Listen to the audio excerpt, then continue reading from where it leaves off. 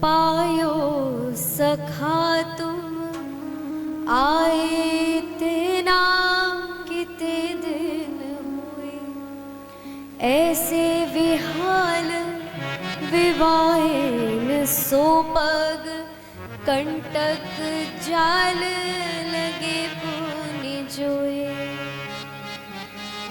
देख सुदामा की दीन दशा, करुणा करके करुणा ने धीरोए। पानी परात को हाथ छू नहीं, नैनन के जल सो पग धोए। नैनन के जल सो पग धोए। हम आप सभी जो भगवान के भक्तों का चरित्र, हम पता है कथा में कब ज्यादा आते हैं, जिस कथा में ज्यादा झांकी होती है। क्यों? क्योंकि हम वहां भगवान को नचाते हैं, किंतु हमारा सिद्धांत दूसरा है। यहाँ हमसे अनुरोध किया गया था कि दीदी कथा में झांकी होनी चाहिए, तो हमने कहा ठीक है, शर्त इतनी होगी हमारे भगवान भगवान की तरह पूजित जाएंगे, पूजे जाएंगे। क्योंकि भगवान को हम नचा सके इतनी हम में सामर्थ्य नहीं है। पर हम कब प्रसन्न होते हैं? जब भगवान नृत्य करते हैं। है? अभी हम दृश्य देख रहे थे, जब सुदामा जी की और भगवान श्री कृष्ण की सुंदर झांकी आप सभी के सामने आई, सबके फोन चालू हो गए। किसी के भी मन में वो भाव नहीं था कि भगवान उस समय पर पहुंच गए, मानो भगवान की ही सुंदर जो हम सुन रहे हैं वही हमारे सामने चल रहे हैं। नहीं, हमें किससे मतलब है? सिर्फ और सिर्फ अपने फोन से, अपने फोटो से मतलब है। और सब उन्हें देखकर मुस्कुराने लगे, खुश होने लगे। अरे उस भाव में डूबो, उस भाव से भगवान को देखो कि जब भगवान ने प्रभु को गले लगाया, सुदामा जी को गले लगाया, मानो कितने जन्मों से बिछड़े हुए एक भक्त और भगवान का मिलाप हुआ है। और हम साधारण समझ लेते हैं हर चीज को, हर चीज को अपने आप से जोड़ देते हैं। ये तो हमारी तरह इंसान है।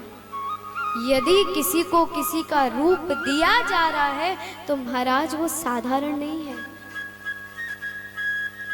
अगर मूर्ति में हम मूर्तिकारी कर दे और उसे मंदिर में रख दे तो वो पूजा जाता है कि नहीं? और वही मूर्ति बाहर ऐसे ही यमुना जी के पास न जाने कितनी मूर्तियां पड़ी मिलती हैं। जब कभी कुछ प्रवाहित करने जाओ, किसी का विसर्जन करने जाओ, तो वहां मूर्तियां आसपास पड़ी मिलती है। क्यों? क्योंकि हम कैसी भी मूर्ति हो, प्लास्टिक की, फाइबर की, किसी की भी, सब यमुना में प्रवाहित कर देते, सब गंगा में प्रवाहित कर देते।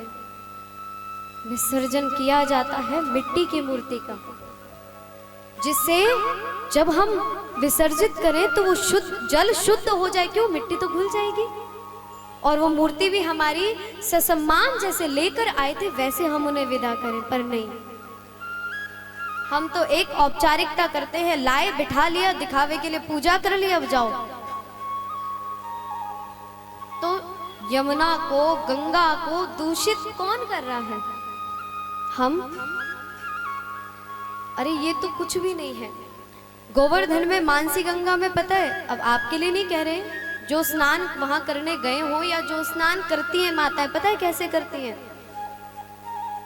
तेल, साबुन, शैम्पू, ब्रश, पेस्ट, सब कुछ उन्हें वहीं करना है। भैया ये करना है तो घर में जाकर अपने स्नान घर में स्नान करो,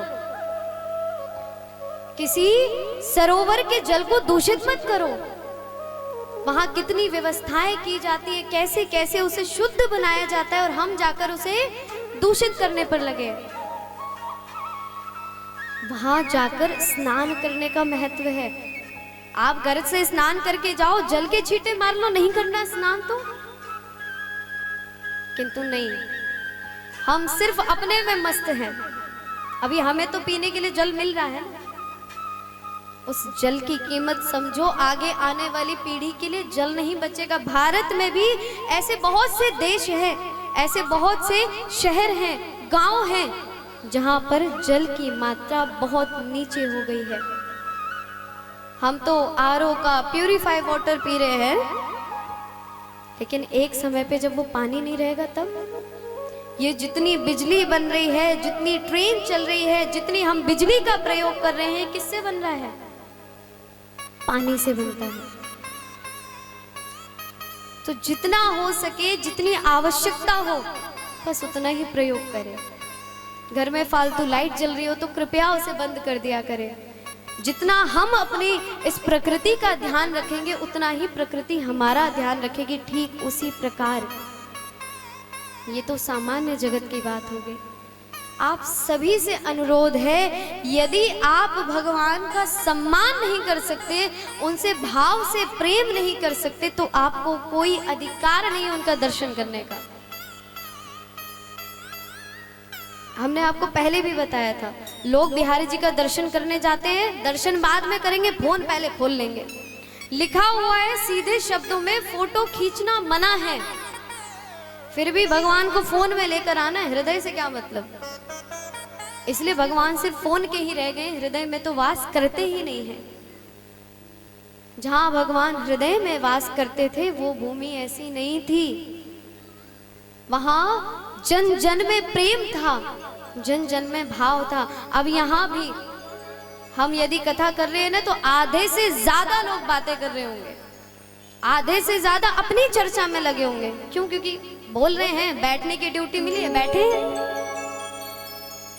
ऐसा ही होता है।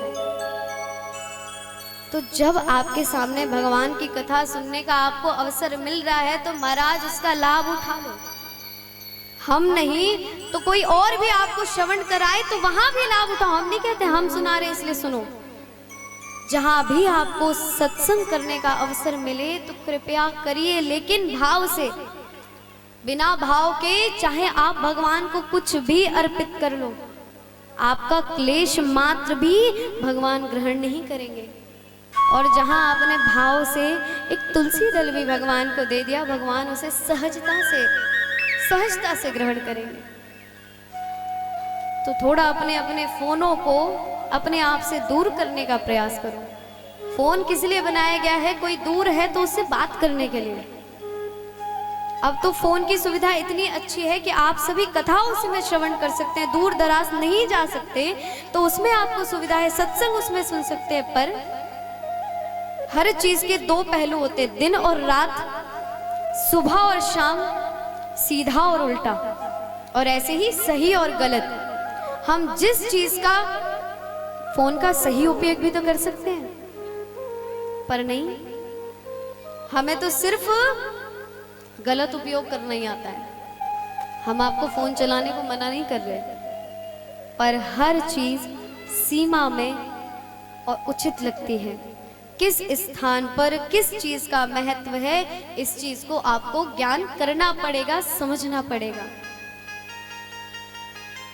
तो सुदामा जी के जब भगवान ने चरण हाथ में लिए